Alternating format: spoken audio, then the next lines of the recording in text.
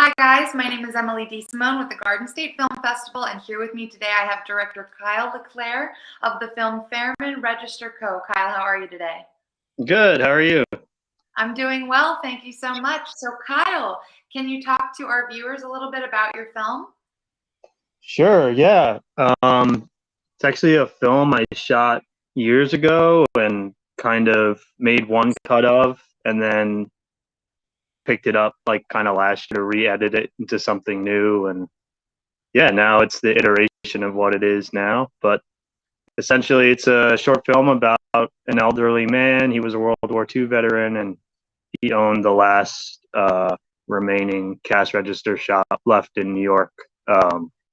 Which has since closed, so there are none left. But it's just a story about his life, basically, in 7 minutes. And what inspired you to, curate this project? Yeah, I was working for a concert venue called Summer Stage in Central Park, and we used to bring our cash registers to the shop to get repaired. And actually, his son was already running the shop for him because he was so old. He was like 95 at the time that we were filming him. And every time I would go there with my boss, we'd drop off our registers, and I'd see this old dude in the back, sort of like using all these manual tools on these like 100-year-old registers. And I was like, wow, who is this guy? I want to talk to him. And I got introduced to him, and he started telling me stories every time we went there. So I was like, I gotta interview you, and that's what happened, basically. Yeah. And so you're saying you filmed this a few years ago. When did you end up filming this? We shot the initial like interview footage in 2017, but I cut a short of it that I ended up not being too happy with. So I kind of turned it into something new and more like visually experimental. Like over the last 2 years, I was kind of picking away at it. Yeah. Is this your first directed work? No, I mean, I guess as like a professional, but I did go to film school, so I directed some shorts in film school at Buffalo. But yeah, I guess theoretically, as a graduate, it would be my first work. Yeah. Okay, so with this, you're saying you've had it now. You filmed it 5 years ago. Yeah, 2026. About 6 years ago now, I guess. Gosh, it's like New Year. And so with this, you've done some editing. What are your, do you have any further plans with this film? I think if I continue to edit this film, I would blow my brains out. I spend so much time on it. I'm just, as an artist, you kind of have to know when to stop. So I'm happy with where it is right now, and I'm just ready to move on to the next project. And yeah, that's where I'm at with it. Yeah. Okay. So how did you find the Garden State Film Festival? Well, I was applying for a bunch of festivals through Film Freeway, and it was one of the ones I'd heard about, and some family members knew about it, so they recommended that I applied, and I wasn't expecting to get in, and I did, and it was awesome. So, Well, yeah, it was great. congratulations. Yeah, And this thank you. is your first time? It's my first time at the Garden State Film Festival, and I've never actually gone there, so I'm excited to check out all the other films and filmmakers and stuff as well. So you say you went to school in Buffalo. Is that where you're located? No, I live in Brooklyn, New York. I'm originally from here, so I ended up here. But yeah, but Buffalo is a great town. It's a pretty cool, snowy town, but very cool. Yeah. Okay, so with being in New York, so you're saying you filmed this whole thing. You found this grocery store like repair for cash registers. This was all in New York City? Yeah, so this cash register shop was in the Bowery in Manhattan, and actually that whole area was kind of famous many years ago for being like the cash register supply repair like area for a long time. And then the Faerman shop ended up being the last one of its kind. And the cool thing about the shop was that you would walk in and there'd be these like really tall shelves, and they'd be filled with like gilded registers from like the turn of the century, and it was almost like a museum for cash registers. So it was a really cool shop. Unfortunately, like I said, it has closed. But it was definitely, I'm glad that I got to film in there when I had the opportunity. Everything's become digitalized, and you have self-checkout machines now. So I mean, I guess I mean I didn't get the pleasure to see this, but I personally love antiques. So this sounds like it was such a cool just place to be. Like, how did you find it? Yeah, I was, like I said, I was working for like an events company, and we ran concessions out of Central Park Summer Stage, and we had a ton of cash registers because back then we only accepted cash, so we had like 20 cash registers that would have to get serviced occasionally, and yeah, we'd bring them down there, and every time we went in there, it was like a trip because his son was definitely sort of an eccentric guy, and you drop off a register and he'd be like, all right, come back next week and it'll be done. And of course, like 3 months later, it still wasn't ready. So we always were in there a lot more than we wanted, but it ended up being a blessing because I got to spend time with his dad, and his dad was an engineer on B-2 bombers during World War II. He flew over Normandy. He was, a son of Polish immigrants.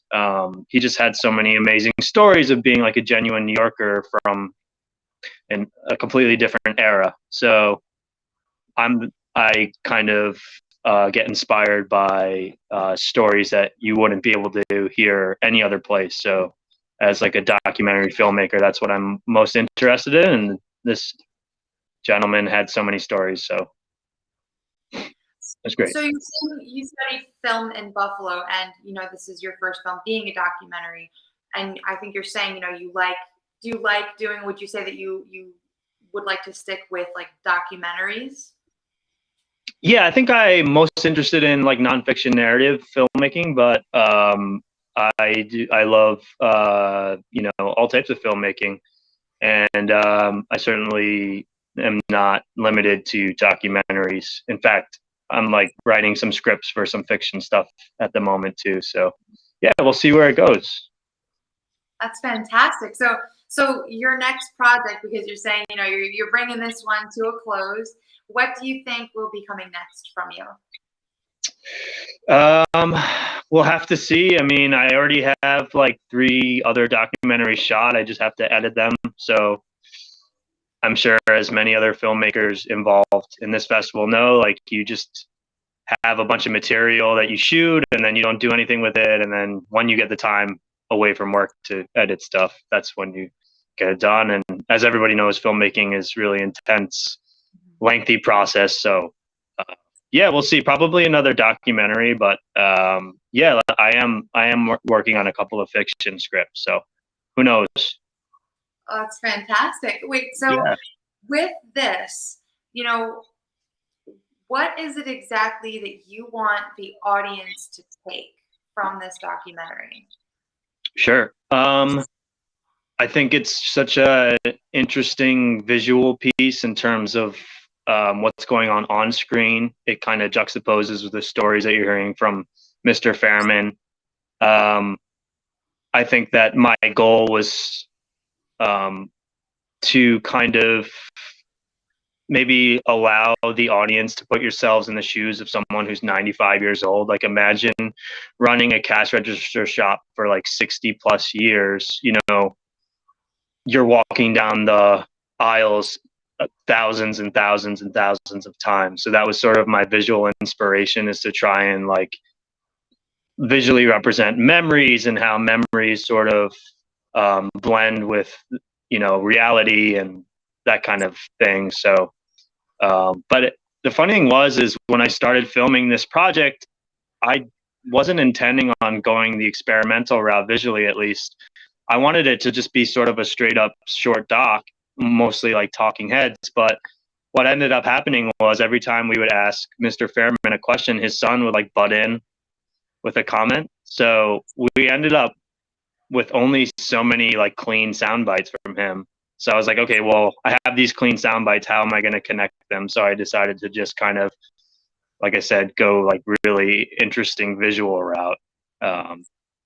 Yeah, but it ended up working out. Sometimes it doesn't.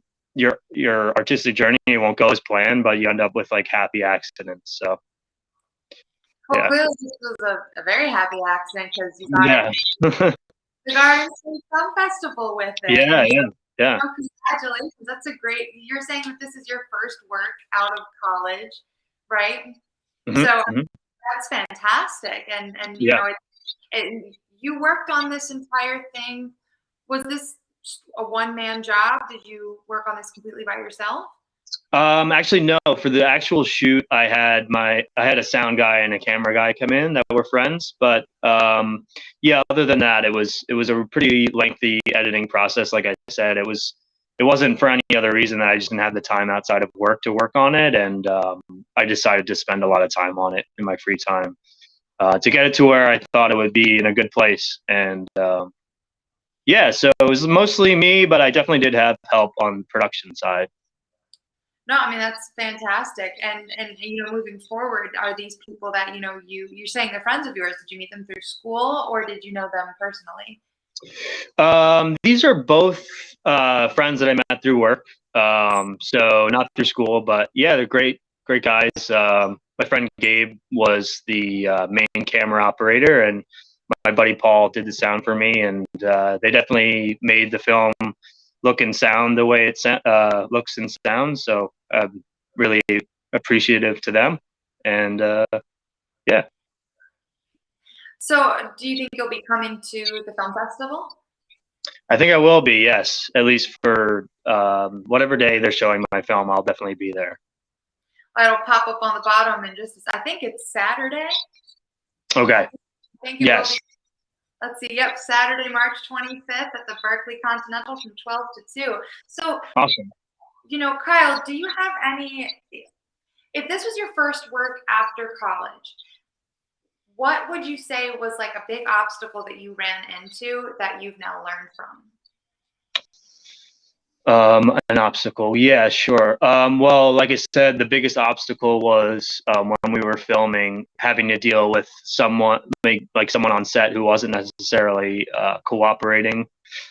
His son. I think when you're doing these kind of no budget projects, you have to take what you can get. And for me, overcoming that obstacle was like kind of thinking outside of the box and trying to be as creative as possible with the editing process, so that at least I could turn something from the clean sound bites into like a cohesive piece. Okay, so what would you say is your advice to, newer filmmakers and directors? Like anything that you've learned from school that you could give from your experience? Yeah, I think that the biggest thing I've learned now that I graduated in 2014, so I've been doing this for a little while now. I think constructive criticism from your peers is important as a student, but at the end of the day, I think it's more important to stick to your gut as an artist and don't let other people's opinion sort of sway your original perspective of point of view.